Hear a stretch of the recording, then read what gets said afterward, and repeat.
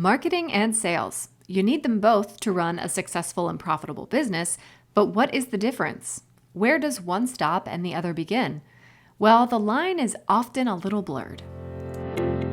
Hi, I'm Lindsay Berta, founder of Berta Marketing, a marketing agency designed specifically for small business owners where I handle all of your marketing so you can focus on what you love.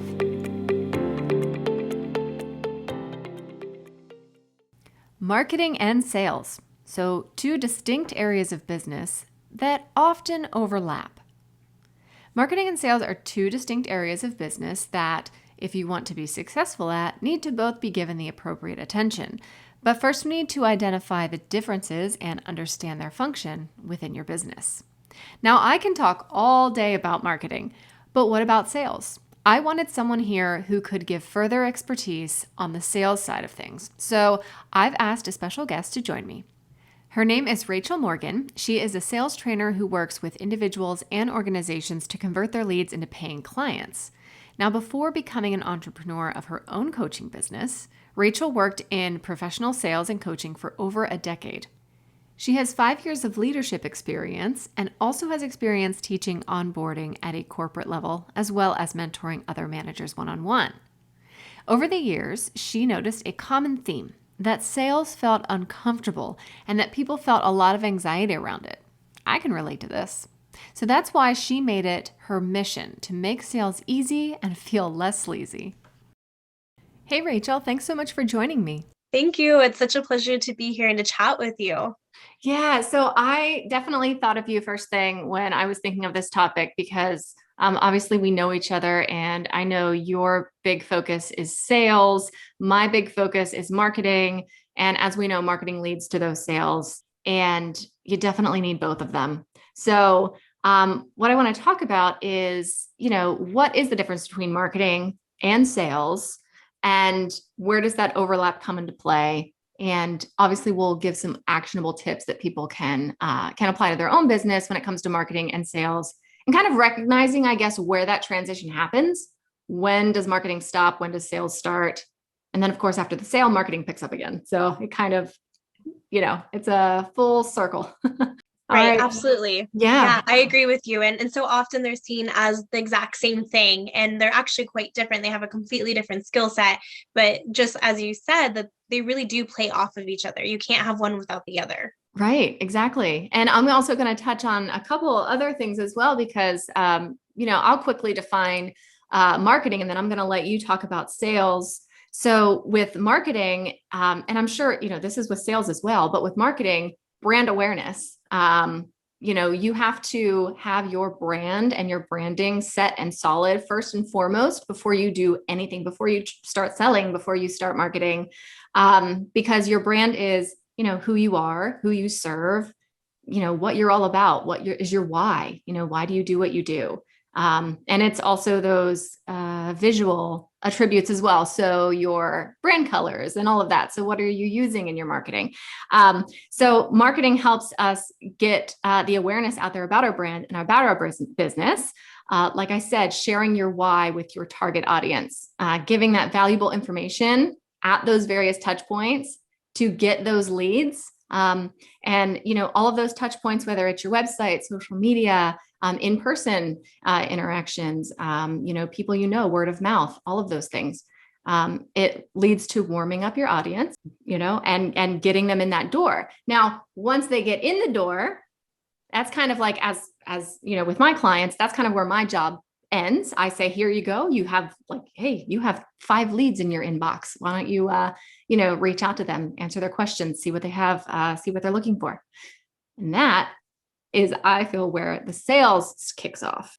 Right. I would agree with that. And actually, you made a really great point here. And I love that you said this, that oftentimes we think that once we've generated a lead, that's it. Like, they're ready to buy and ready to say, here's my credit card. I'm ready to pay. Let's work together. But that's obviously not the case. And, when we think about that, like, if we're out shopping, it's a lead. Your marketing is what gets someone in the door, right? It encourages them to want to come in, to see what you're about, to learn more. And that's the same as a lead, right? Walking through your door to see what it's about. But what happens next is that communication and the conversation that you have that actually encourages them to want to say yes and buy once they're there. Yeah, exactly. Because I can tell you too, even from experience, and this is a good point too that I wanted to bring up is your marketing and your sales has to match. And what I mean by that is, and this again goes back to your brand, knowing your brand, is if you're marketing yourself online as perhaps this really fun brand, okay, that gets me in the door. But once I walk in the door, the salespeople, you're talking to them and it's real serious. It's that fun is gone. Like it doesn't match. That can also lead to not landing that sale because it doesn't Right. match. So it's kind of like the sales team has to know the brand and understand the marketing to keep that consistency going. Right. It comes down to culture and how it's cultivated within the team, even. I mean, that's a different Yeah, conversation about leadership, right? Which right. totally plays off of all of this. But it's even your team or you as a person understanding going back to your why and why you're doing this and how you want people to feel the client experience, right? And Yeah. how they feel online versus in person with you. And Mhm. so understanding each action you do is very intentional, right? Yeah. Yeah. Cause I know you even talk here even about body language. This might sound silly, but body language even can match with your brand or your marketing. Like I said, if you're very, fun and outgoing, you might be a lot more expressive. So that could even come down to it as well.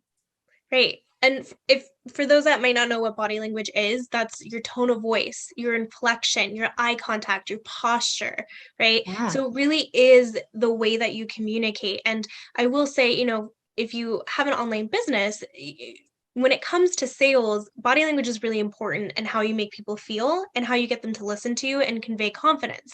And when you have an Yeah. online business, you kind of lose that, right? Especially when you have these static posts or you're posting photos or graphics, like people aren't getting that eye contact. They're not hearing you, which is why I feel video is really important. Of course, a Yeah. different topic, but it's an excellent way for people to resonate with you, to hear you, to see your sincerity, to see that you're genuine and authentic, right? Yeah. So I'm a huge person for video because I really feel that is important to the sales process. Oh my gosh, me too. And I'm glad you bring this up because that's kind of another overlap, Right. right? That's kind of another overlap because in marketing, we're always like, that's how you warm up your audience, how you build that, that trust factor, show transparency, all of that. And that leads right into sales as well. And I think, we said about this too, especially for service-based businesses or solo entrepreneurs, because you are the person who is going to be, working with those customers one-on-one, you're going to close the sale, so to speak. So, it's a lot different for service-based businesses, I feel, than it is for product-based businesses. Right. And there's different types of service based, right? There's service based online, like what we do, but there's also Yeah. service based in person, like maybe you own a salon. That's a service, right? Yeah. Yeah. And I will say, like, a really big misconception is that um, product based and service based sales are different. And truthfully, Mm, they are, but they're really yeah. not because you're still selling something. Your product Right. is just you or the service that you offer. And so Yeah. the skills overlap, right? Oh, yeah, definitely. So now that you brought that up, I have some ideas in my head. I love it. Now that Yeah. you brought that up, so for example, obviously sales, like you said, it doesn't really differ between product and service. Um, but what would you say about certain products that, the person, it's like a faceless brand, I guess. The person never shows their face, never is there, and they're just selling the product. How would sales differ there from someone who's, working with that person directly? Well, I think that you would want to right, sales is about communication. It really Yeah. is. Like if you are learning about sales and refining that skill, you are just getting better at communication. And Mm, so a part of that is storytelling and resonating, right? So if yeah. you're a faceless brand, so to say, like tell your story. You want people to know your team and know what you're about. They want to see themselves in you, right? Like Hmm. it's like marketing, even like Right. marketing plays Another on overlap. Yeah. storytelling, right? And so, I think that there are a lot of brands. Like I think of just Nike comes to mind. Like obviously like there's not one person in charge. It's a product based, but they're a Right. huge brand. And so you have to create a similar experience regardless of where you interact with them. And you have like going back to your team, like Hmm. they have to know what's expected. They have to understand the brand culture. They Customer service. customer service, right? Yes. And so I think it comes down to your team and how you train them to talk to people.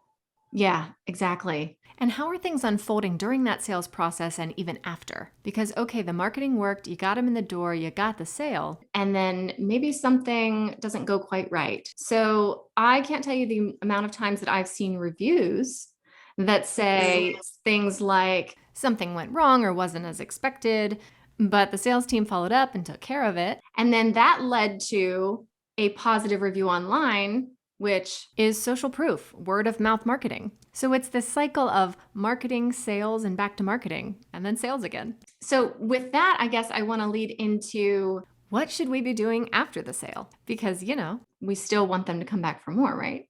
Right.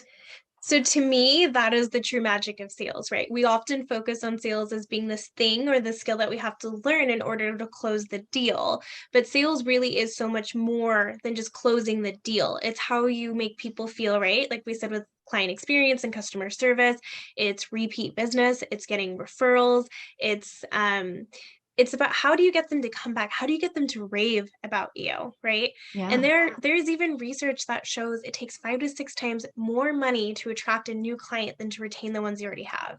Oh, And yeah. that's powerful to think about, right? Yeah. And that could be marketing expenses, right? Yeah. But it's also your time and the conversation you have to have with people. And sales is really just about persuasion and negotiation, like communication Mhm. skills, right? And so Oh, yeah. that takes time. Yeah. Oh, definitely. Because, and I say this too, even with marketing, say it takes you say about, the cost to get that new client, but it also takes 7 to 20 touch points to get a new client. So, I mean, you're talking, because we're just fed so much information now that it's just an overabundance. So if we see we see your ad, we need to see it a lot more because we're going to forget about it by the end of the day. Yes. So yeah, so all of those touch points leading up to the sale, um, 7 to 20, that's a lot. That's a lot. So once you It is a lot. actually, it's a lot. So once you can actually get that client or that customer, then, you want to stay in touch with them afterwards, because even if someone had a great experience, if you don't stay top of mind, someone else might be out there with some really great marketing that is advertising to them or marketing to them. And they're like, oh, well, I'll give this a try. But if they had a really great sales experience with you, a client experience, and you're continuing to follow up, whether that's with email marketing, doing something special, then they are likely to return as a paying customer. And I know I saw something that you posted as well about this was even little things. And I encourage this as well, even with my clients, is, marketing to your current customer or client base. But one thing that I know you brought up was just those little things that make people feel special. It's very, very powerful. It is, and I keep going back to client experience here. And I know Yeah. marketing is so about emotions, but people really don't remember what you said, but they remember how you said it and how it made them feel. And Oh, yeah. client experience is about emotions. I mean, that's why you sell. It's evoking an emotion through your storytelling. And Yeah. obviously, like there's sales psychology and how that makes people feel with the words that you use. But so many businesses don't tend to follow up, and it is really a huge missed opportunity because we focus, I will say, so much on like competitors, like who is my competitor and how can I get them to come to me versus someone else. But the reality is everyone's your competitor, because someone could choose to spend their money anywhere in any way, whether it's a vacation or maybe they decided to buy new furniture for their home or a new phone. Like money Yeah. can be spent anywhere. And if you really want them to come back to you, right, and spend their money with you, then you have to invest in the relationship. And we Yeah. often talk about how important it is to build relationships. We all understand that.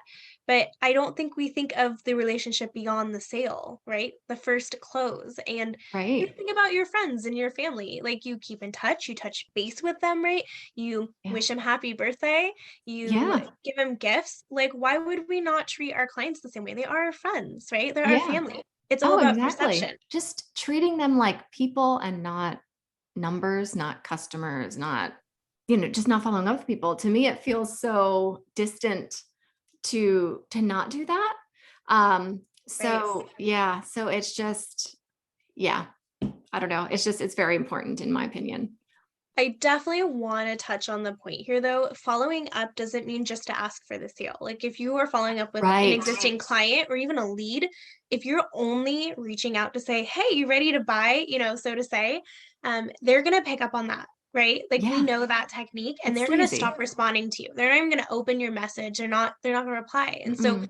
following up is literally just touching base, like asking how Yeah. someone's doing, asking how they've been since you worked together, literally wishing happy birthday. And one of my favorite things, so here's a hot tip, like handwrite a birthday card and get it in the mail. It goes such a Yes. long way. And, you know, my previous experience, right, as a fine jeweler, right, and being a Hmm. manager, we knew who our best clients were. And as a team, I had a team of 16, we would all handwrite a birthday card to our best clients and send them in the mail to them. And like Nice. we would have people bring that back in and say, oh my gosh, like no one wished me happy birthday. This meant so much to me. Like, why would you not go back to a business that takes the time to actually know those details about you? I mean, seriously, like when's the last time you received a thank you card in the mail from a business that you shopped at? Right. Probably never. Like the big one is Nordstrom, right? I always think maybe it's the Seattle in me because of Nordstrom, but they're Yeah. one of the only places that I actually receive a thank you card and it stands out. Yeah. Well, I can tell you, so when I bought my house, my realtor, she was Mm. fantastic. But then also it's to this day still, and it's been years, to this day still, she sends me postcards all the time, holiday cards, all of that to this day. And she has client appreciation events, still invites me to this day. And even right after, I got my place, for like 2 Christmases after, I literally got flowers on my doorstep. Like she was fantastic. And I'll tell you what, I still recommend her. Still Yeah. recommend her because I mean, she's top of mind and she was fantastic. And And you so, trust that she will have everyone else's best interest in mind because she had yours. yeah, exactly. And like you said, even too about following up, not just trying to sell to people. Even clients I worked with, I have, clients who work with me on an ongoing basis, but I also have clients who work with me just on, maybe just getting a website done or, their branding, something like that. And so after, the project is done, I'm like, oh, I wonder how their business is going. I wonder how things are going. And it's not me being like, wonder what else I can do for them and how much more money I can make from them. It's not that.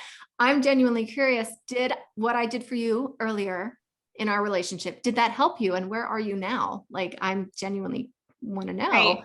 Um, and I mean, of course, just by default, doing those things are going to keep you top of mind and are going to possibly lead to repeat business, but keep it genuine. Right. You know, you spend so much time getting to know your clients, especially in what you do, right? Yeah. And why wouldn't you want to know? You know those details. You get invested, right? Right. I'm like that too. And you have to be genuine about it. People always know. It's just like Yeah. complimenting someone. If you don't mean it, don't even bother, I right? know. Like, It's like I'm sorry, but it's like when you get those DMs on social media and stuff, and it's like, "Hey girl, love what you're doing. I don't right. you're not following me. You've never commented on my stuff. Like Yes. I don't even know who you are and like are you really looking at my stuff? I don't know." I'll admit I reply back to them and I call them out for it. I'm like, is this your lead gen strategy? And Yeah. sometimes they're like, yes. And I'm like, okay. How's that going for you? Like, let's Yeah. talk about that. Yeah, that's true too. Maybe that we should point out is things that, you really shouldn't do when you're trying to sell, like cold pitches in the DMs, pretty much cold anything. I'm not Right. really a fan of. Um, Right. yeah, I have a feeling you agree on this, but cold anything, I'm not a fan of because we are so inundated with stuff these days that it just Mm-hmm. doesn't work. It just doesn't work. You're likely going to give off a bad first impression.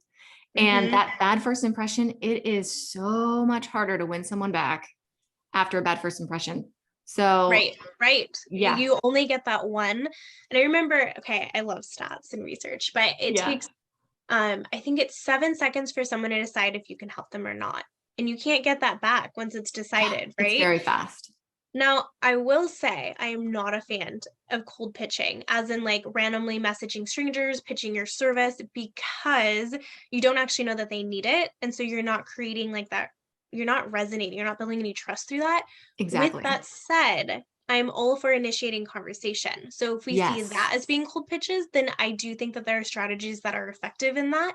See, I see Um, that as a warm pitch. okay, yeah, you could call that warm. Yes. Yeah. But that is a part of sales. Like you have to take initiative because if you wait for people to Oh, come to yeah. you, you're going to be waiting forever. Exactly. Yeah. It's the same as marketing. Hmm. There's a myth that, oh, well, good products and services will sell themselves. No. They'll No. encourage interest, All but right. Exactly. But sometimes you'll have people just say, I'm ready. But it doesn't happen often. It yeah, really it's doesn't. very rare. You can't rely on that. You No. definitely can't rely on that. I mean, I think when we first started talking about travel. Yes, we We did. talked about the places we traveled and Quebec. we're like, oh my gosh, we have that in common. I think we both said that we have a degree in the same thing. We Hmm. went to school for the same thing. So we had all of these conversations. To me, that's a warm outreach because then I learned what you do, you learned what I do. Hmm. And, there you go. But if I would have just reached out to you and been like, hey, Rachel, do you need a website for your business? Or hey, Rachel, have you thought about like rebranding? Here's what I could do for you. You would have like just swiped by so fast. And I again, do that know was what you not mean. my, and again, that was not my intention in reaching out to you. I was building community, which that's a whole other conversation we could talk Right. about. Oh, I'm wondering if you get these too. So I will get DMs that are like all about marketing. And I'm like, that's what I do, right? Like I will get DMs, people trying to sell me marketing. I'm like, Yeah. that's what I do. That's exactly why it doesn't work because you're Yeah. not, well, okay. So first of all, when we send messages like that, or pitch immediately, like you're not qualifying. And because you're not qualifying, you're having new conversations with people all the time. And that is burnout. That's Mm-hmm. exhausting. And Yeah. oh, okay, I love a good quote. So it's when we meet someone new every time, it goes nowhere Mm. because all we're doing is constantly reaching out to people that it's literally going nowhere, right? Yeah. You don't know what's happening behind the scene, especially like the biggest thing, like even if you know the answer, like never assume anything because you don't know if they are aware of it and they're working on it behind the scene. You don't know, Yeah. like, you just literally don't know. I have seen so many things over the years, as I'm sure you have as well. And the worst thing you can do is lead with an assumption. And I will call people out sometimes. I'm like, wow, that was a really bold assumption of you to assume that. And like Right. I like It can pick and be such choose a your battles. turnoff. It Yeah. is. It's And such a turnoff. all you have to do is say hello and get talking to people, and people will tell you what you need to know. They really will if you just get Yeah. talking. And then you'll know if you can help them. And Right. here's the thing, and I think you can agree too, we all want quick fixes. We want those instantaneous results. We live in that world. But the Mm-hmm. reality is, when it comes to sales and marketing, it's not instantaneous. No, It it's not takes possible. time. Yeah. But long term wise, you'll have better results as because you spent the time and Oh, invested in it. exactly. Exactly. Especially with marketing, especially if you're a new business. I mean, it can take months to see Mhm. those first few leads because people, and I always use the example, when was the last time you saw an ad for a new business? You've never heard of them, you have no idea what they do, whatever. Mm. When was the last time you saw an ad or saw something about them and immediately was like, I'm going there right now and I'm buying this, or I'm calling them right up and I'm booking them? I Not bet that's common never unless it's word happened. of mouth. Unless it's word of mouth. But Unless it's like word you of mouth. said, 7 to 20 touch points, right? Yes. You have to see them. That's why being visible, right, on different social media Mhm. platforms and having a website and collaborations is so important so that like when people like go anywhere, they see you. They Yeah. know that you're real. Right, exactly. And I can even say word of mouth, you're right on that, but I can even say even there. If someone tells me about something, oh, hey, check this person out or check this out, whatever. I'm not going to immediately just go because someone said. I'm going to go online and I'm probably going to check out their website to see if it is a fit for me. Because, okay, maybe it was a fit for my friend or family member Hmm. and they recommended it to me, but let me take a look just to make sure it's a fit for me. And so Yes. you're still going to be looking for those, for those other touch points, I guess, to see if it's a fit for you.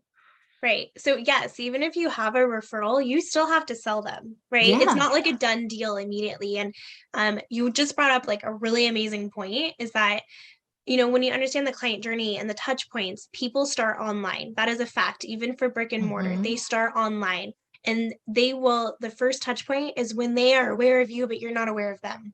And that's yeah, when they go to your website, which is where marketing is so important, and working with someone like you to make sure that that first impression, that first touch point conveys what you want it to, that it elicits the exactly. feelings that you want so that they are encouraged enough to want to follow you, to want to email you, to want to come in, depending what kind of business you have. And then making sure, like you said, that the experience that they have interacting with you is the same as they saw online. Exactly. Exactly. And that made me think too, like for example, if someone refers you and you mentioned they go and they check out your website because everyone goes immediately Mhm. online first.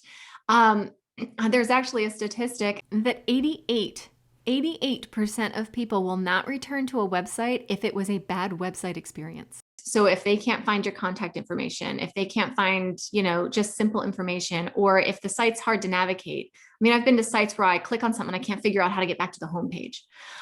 It's like simple little things like that. Um, Mhm. you know, Client experience, client user experience. experience. Exactly. It all comes down to in person, digital. I mean, it's the whole thing. So It there's really so is. much, there's so many things that come into play.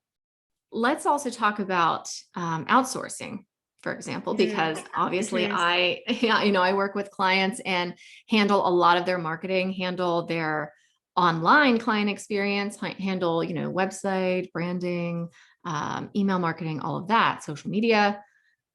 And that's something that, sure, you can outsource that to someone else. You still have to be involved, but you can outsource that to someone else. Now, when it comes to sales, however, that's something that you can't really outsource. You yourself are that touch point, that final touch point. You have to do it. But that's where, if you notice your sales aren't where you want them to be, that you would work with a coach like yourself to get, well, I'll let you explain it, but to get all of the all the skills that you need to, close those sales.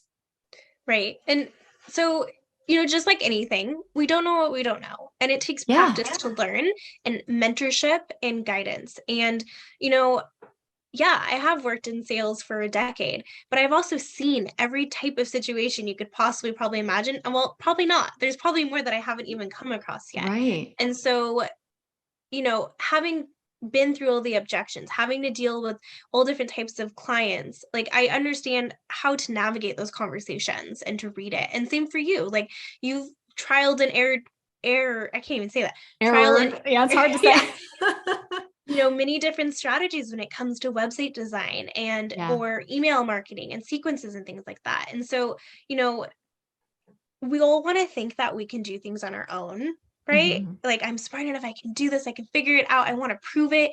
But the reality is like sometimes we need someone just to guide us and tell us, and so Yeah, that we don't have to go through those pains either of having to figure it out on our own and take years. And exactly. most organizations, like even the one I worked for, right, had sales trainers come in and training us. We had constant workshops we were doing. We were learning from one another. We were always trying new strategies. We had conferences. Like this is a thing, right? And that's why you Exactly. have your marketing teams as well in businesses. Mhm. You have to have your dedicated people that understand it and can teach it. Yeah, because here's the thing too, even if you know the ins and outs of your business, it's so beneficial to have that objective viewpoint. That's when it's so beneficial to have someone come in like a sales coach. And then on the other hand, if there are parts of your business that you enjoy, or it's a part of the business that you're like, yeah, I can do this, there's other parts of your business where you cannot be replaced. So sure, you could take the time to update your website or take the time to do these things, but as you said with sales, like, do you have all of that experience to know what's going to work on a website and what's not? Knowing what people are going to click on and what they're not. And do you really want to focus all of your time figuring that out and monitoring all of that? Is that beneficial to your business in the end? It's probably more beneficial to outsource it because then you can focus on the things that only you can do, like networking or business operations. And I always say, I handle the marketing so you can focus on what you love, because Right. you didn't start your business. You literally started a business to do what you love, right? To do whatever that is. It could be anything.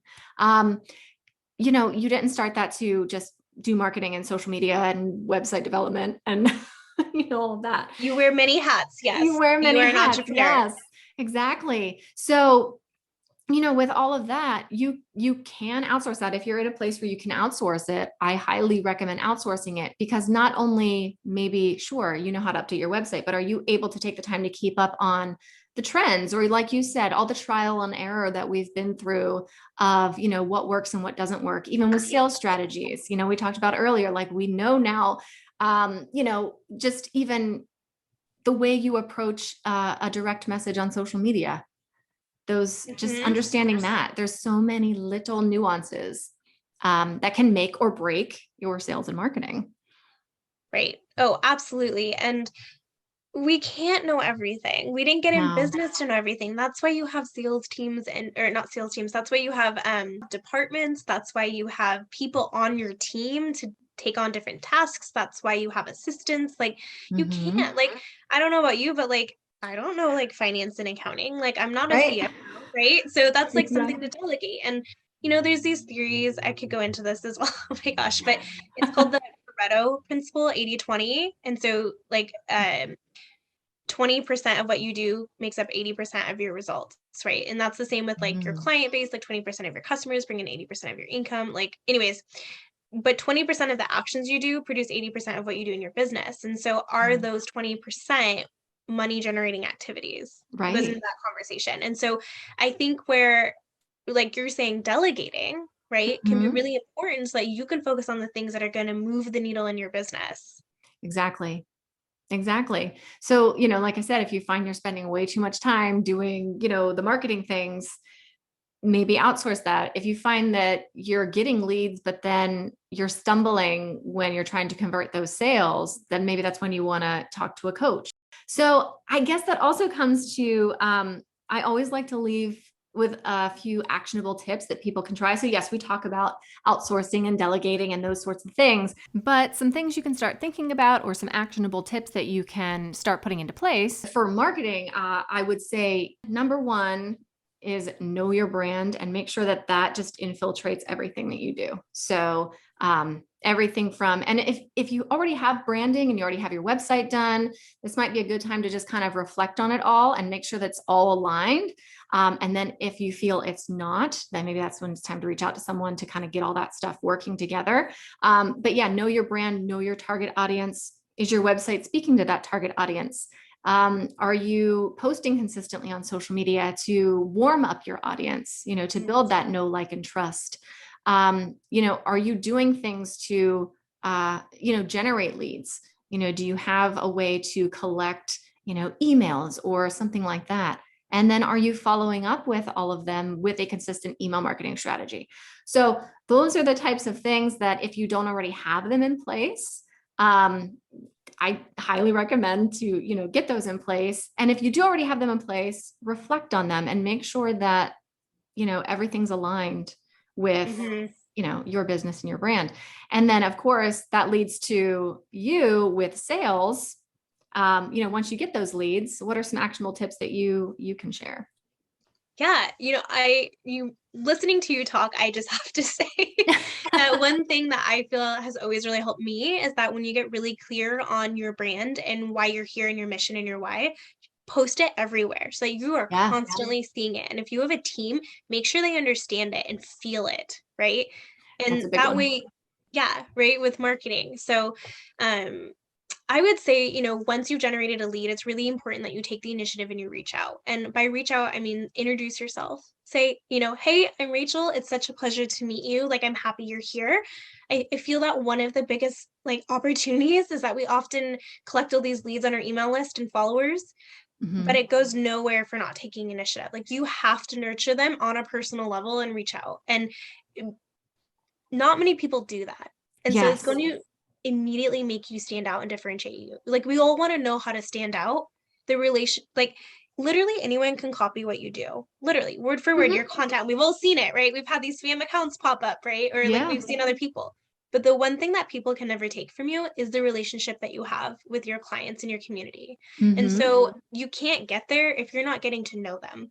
And so, you know, when I say initiative, like, everyone who follows me gets a hello message from me, and I have thousands of followers, right? Like I Yeah. want them to feel comfortable coming to me and know that I'm a real person. So don't Yeah. be afraid. Reach out, say hello. Like literally just start with Exactly. hello or start with travel like we did, right? Yes, exactly. If you wait too long, they're not going to remember who you are. They're already on to the next person. Like they've already left the Exactly. store, right? Yeah. So the sooner the better.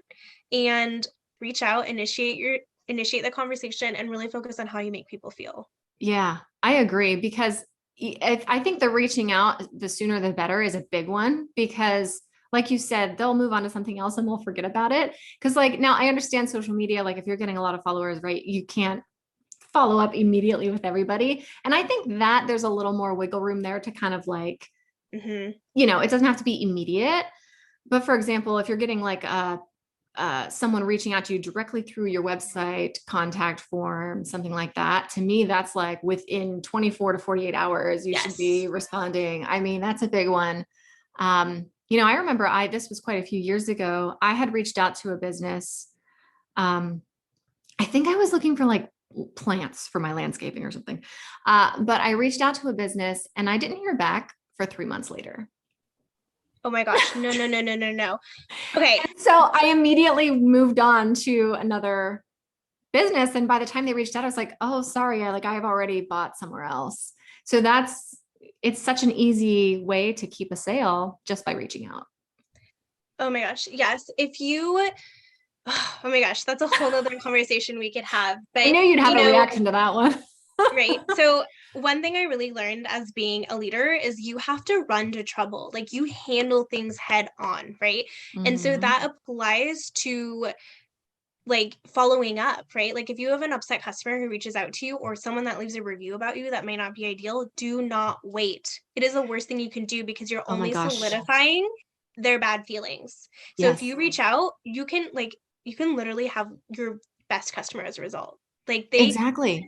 it's And that's great marketing too, is yes, those yes, people reviews. see it. Yes. Yes. Because even if I always say that too, like, don't worry about getting a bad review. That is a great opportunity to show the public if you respond to the actual review um, publicly, that shows that you are, ready to make it right, work out the situation. And I mentioned this to you earlier is I've seen so many reviews that it was 5-star review. Customer service was fantastic. I will shop again, or I will go Mhm. back, those sorts of things.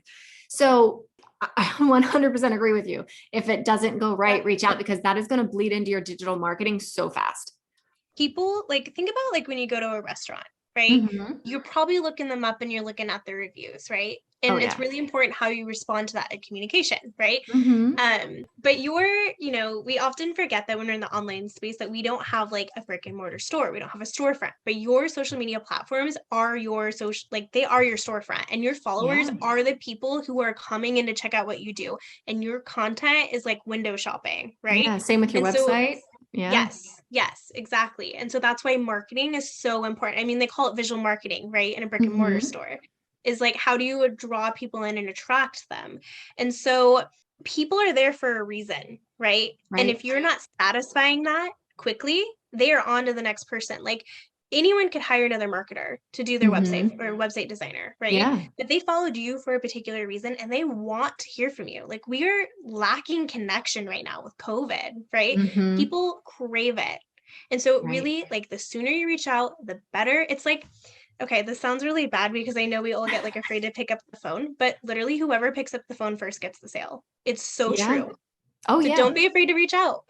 100%. Whoever picks up the phone, and that could be literally or figuratively too, because that could be with email. If someone is Yeah. looking for a service and they've emailed 5 companies and you're the first one that gets back to them, you're probably likely going to get that sale.